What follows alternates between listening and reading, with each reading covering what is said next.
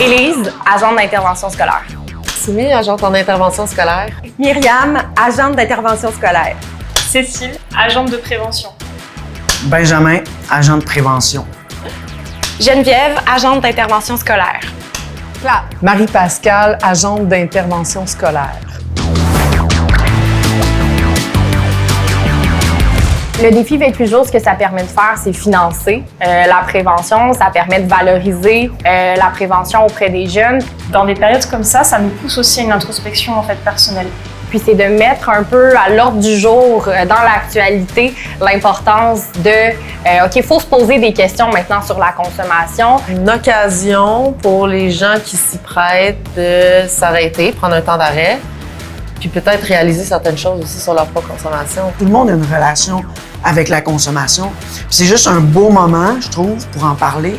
Puis aussi pour montrer que tout le monde peut faire des efforts pour diminuer la consommation, pour rétablir quelque chose de sain. Oui, les jeunes, la prévention, la sensibilisation, mais aussi les parents.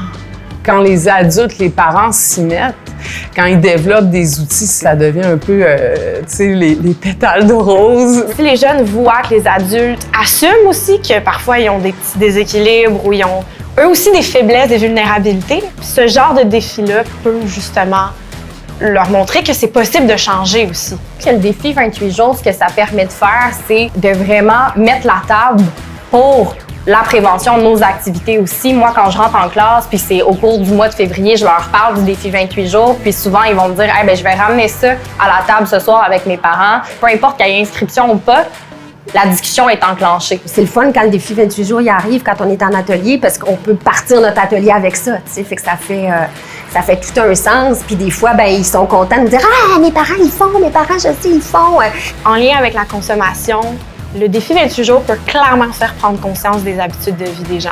Parce que ça responsabilise les gens vis-à-vis leur propre consommation. À un moment donné, c'est vrai, on peut parler, on peut pointer, on peut sensibiliser, mais les gens qui font le défi 28 jours, puis il y en a de plus en plus, se sensibilisent eux-mêmes par leur propre expérience, donc vont développer un regard honnête vis-à-vis de leur propre consommation, vont développer des stratégies. C'est un investissement social, le défi 28 jours. Là, on investit directement auprès de la jeunesse, donc pour moi, c'est fondamental de le faire puis de l'incarner durant le mois de février, absolument.